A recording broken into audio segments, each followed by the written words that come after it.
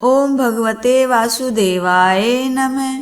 आज हम इस वीडियो में कार्तिक मास के महात्म्य का 8वां और 9वां अध्याय प्रस्तुत कर रहे हैं। नारद जी बोले, अब मैं कार्तिक मास के व्रत का उद्यापन विस्तार से बताता हूँ, जो सब पापों का नाश करने वाला है। कार्तिक मास के व्रत का पालन करने वाला मनुष्य कार्तिक शुक्ल पक्ष की चतुर्दशी को व्रत को पूर्ण करके और भगवान विष्णु जी की प्रीति के लिए उद्यापन करे।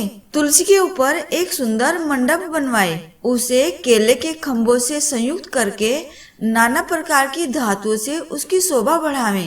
मंडप के चारों ओर दिए जगाकर सुंदर ढंग से सजाकर रखे। उस मंडप में सुंदर बंदरवाड़ों से सुशोभित 4 दरवाजे बनाए और उन्हें फूलों से तथा चंवर से सुसज्जित करें। चारों दरवाजों पर अलग अलग मिट्टी के द्वारपाल बनाकर उनकी पूजा करें। उनके नाम इस प्रकार हैं: जय विजय, चंड प्रचंड, नंद सुनंद, कुमुद और कुमुदाक्ष। उन्हें चारों दरवाजे पर 2-2 के क्रम से स्थापित करे तथा उनका भक्ति भाव से पूजन करे। फिर तुलसी जी की जड़ के समीप चारों रंगों से सुशोभित सर्वतो भरतमंडल बनवाए और उसके ऊपर पूर्ण पत्र तथा पंचरत्न से संयुक्त कलश की स्थापना करे। कलश के ऊपर शंख चक्र गदाधारी भगवान विष्णु जी का पूजन करे। कार्तिक शुक्ल चतुर्दशी के दिन भक्ति पूर्वक उपवास करे तथा रात्रि में गीत कीर्तन आदि मंगलमय आयोजनों के साथ जागरण करे। जो व्यक्ति भगवान विष्णु जी का जागरण करते समय भक्ति पूर्वक भगवान विष्णु जी के भजन गाते हैं, वे सैकड़ों जन्मों की पाप राशि से मुक्त हो जाते हैं। जो मनुष्य भगवान के निमित्त जागरण करके रात्रि भर भगवान का कीर्तन करते हैं, उनको असंख्य गोदान का फल मिलता है। जो मनुष्य भगवान श्री विष्णु जी की मूर्ति के सामने नृत्य गान करते हैं, उनके अनेक जन्मों के पाप नष्ट हो जाते हैं। जो भगवान के सम्मुख बैठकर कीर्तन करते हैं और बंसी आदि बजाकर भगवत भक्तों को प्रसन्न करते हैं तथा पूरे भक्ति भाव से पूरी रात जागरण करते हैं, उन्हें करोड़ों तीर्थ करने का फल मिलता है। उसके बाद कार्तिक पूर्णमासी में एक सपत्नीक ब्राह्मण के जोड़े को निमंत्रित करे। प्रातःकाल स्नान और देव पूजन करके वेदी पर अग्नि की स्थापना करें और भगवान के प्रीति के लिए तिल और खीर की आहुति दे। होम की शेष विधि पूरी करके भक्ति पूर्वक ब्राह्मणों का पूजन करे और उन्हें यथाशक्ति दान दक्षिणा दे। फिर उनसे इस प्रकार क्षमा प्रार्थना करे, आप सबकी अनुकंपा से मुझ पर भगवान सदैव प्रसन्न रहे। इस व्रत को करने से मेरे 7 जन्मों के किए हुए पाप नष्ट हो जाए और मेरी संतान चिरंजीवी हो। कार्तिक मास की पूजा के द्वारा मेरी सभी मनोकामनाएं पूर्ण हो। मेरी मृत्यु के पश्चात मुझे मोक्ष की प्राप्ति हो। पूजा के समस्त वस्तु के साथ द्रव्य आदि किसी मंदिर में किसी जरूरतमंद को या ब्राह्मणों को दान में दे। उसके पश्चात घर वालों और मित्रों के साथ भोजन करे। भगवान श्री हरि देव उठनी कालसी के दिन जगे और द्वादशी तिथि को श्याम से उठे। त्रयोदशी तिथि को देवताओं से मिले और चतुर्दशी को सबने उनका दर्शन एवं पूजन किया। इसलिए चतुर्दशी में भगवान श्री विष्णु जी की पूजा करने का विशेष महत्व है। चतुर्दशी के दिन गुरु की आज्ञा से भगवान विष्णु जी की स्वर्णमयी प्रतिमा का पूजन करे। कार्तिक पूर्णिमा को पुष्कर तीर्थ की यात्रा सर्वश्रेष्ठ मानी गई है।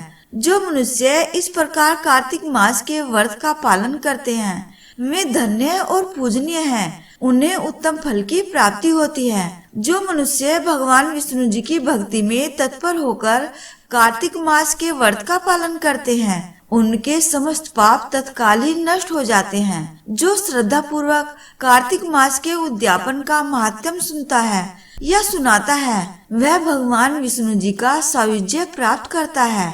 यहाँ कार्तिक मास के महात्म्य का 8वां अध्याय पूर्ण होता है। चलिए अब शुरू करते हैं कार्तिक माह का 9वां अध्याय। राजा पृथु ने नारद जी से कहा, हे मुनि श्रेष्ठ नारद जी, आपने कार्तिक माह के व्रत में तुलसी की जड़ में भगवान विष्णु जी का वास बताकर उस स्थान की मिट्टी की पूजा करने का विधान बताया है। अतः मैं श्री तुलसी जी के महात्म्य को सुनना चाहता हूँ। तुलसी जी कहाँ और किस प्रकार उत्पन्न हुई, उनकी पूजा क्यों की जाती है, यह बताने की कृपा करें। नारद जी बोले, हे राजन, अब आप तुलसी जी की महत्ता तथा उनके जन्म का प्राचीन इतिहास ध्यानपूर्वक सुनिए। एक बार देवगुरु बृहस्पति जी और देवराज इंद्र भगवान शंकर जी का दर्शन करने कैलाश पर्वत की ओर चले। तब भगवान शंकर जी ने उन दोनों की परीक्षा लेने के लिए जटाधारी दिगंबर का रूप धारण कर देवगुरु बृहस्पति और देवराज इंद्र के मार्ग में अवरोध उत्पन्न किया। यद्यपि वह तेजस्वी, शांत, लंबी भुजा और चौड़ी छाती वाले गौर वर्ण अपने विशाल नेत्रों से युक्त तथा सिर पर जटा धारण किए वैसे ही बैठे थे, तब भी देवराज इंद्र भगवान शंकर जी को पहचान नहीं पाए। देवराज इंद्र ने भोलेनाथ से उनका नाम व धाम आदि पूछते हुए कहा कि क्या भगवान शंकर अपने स्थान पर मौजूद है या कहीं गए हुए हैं। इस पर तपस्वी रूप भगवान शिव शंकर जी कुछ नहीं बोले। इंद्र को अपने त्रिलोकीनाथ होने का बहुत गर्व था। उसी अहंकार के प्रभाव से वह चुप किस प्रकार रह सकते थे।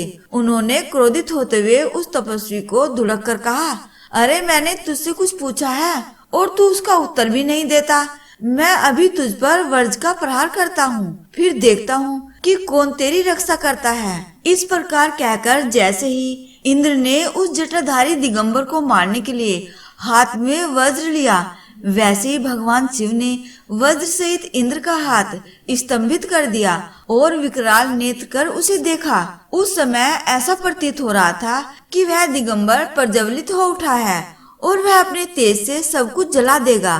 भुजा स्तंभित होने के कारण इंद्र दुखी होने के साथ साथ अत्यंत कुपित भी हो गए, परंतु उस जटाधारी दिगंबर को प्रज्वलित देखकर बृहस्पति जी ने उन्हें पहचान लिया और प्रणाम किया और देवगुरु बृहस्पति जी ने दंडवत होकर भगवान भोलेनाथ की स्तुति की और वह भगवान शंकर जी से कहने लगे, हे दीनानाथ, हे महादेव, आप अपने क्रोध को शांत कीजिए और इंद्र के इस अपराध को क्षमा कीजिए। बृहस्पति जी के यह वचन सुनकर भगवान शंकर जी ने गंभीर वाणी में कहा, मैं अपने नेत्रों से निकले हुए क्रोध को किस प्रकार रोकूं? तब बृहस्पति जी ने कहा, हे भगवान, आप अपना भक्त वत्सल नाम सार्थक करते हुए अपने भक्तों पर दया कीजिए। आप अपने इस तेज को अन्यत्र स्थापित कीजिए और इंद्र का उद्धार कीजिए। तब भगवान शंकर जी देवगुरु बृहस्पति जी से बोले, मैं तुम्हारी स्तुति से अत्यंत प्रसन्न हूँ। तुमने इंद्र को जीवन दान दिलवाया है।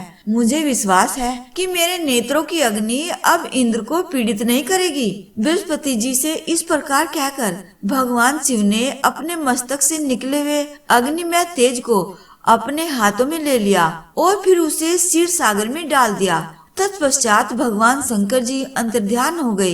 इस प्रकार देवराज इंद्र तथा देवगुरु बृहस्पति जी भगवान भोलेनाथ जी का दर्शन करके और उनका आशीर्वाद प्राप्त करके अपने अपने स्थान को चले गए। तो इस प्रकार से यहाँ कार्तिक मास का 9वां अध्याय पूर्ण होता है। कार्तिक मास कथा का 10वां अध्याय सुनने के लिए यदि आपने चैनल को सब्सक्राइब नहीं किया है तो चैनल को सब्सक्राइब कर दीजिएगा और वीडियो को लाइक करके दोस्तों को शेयर कर दीजिएगा। बोलिए श्री कृष्ण भगवान की जय।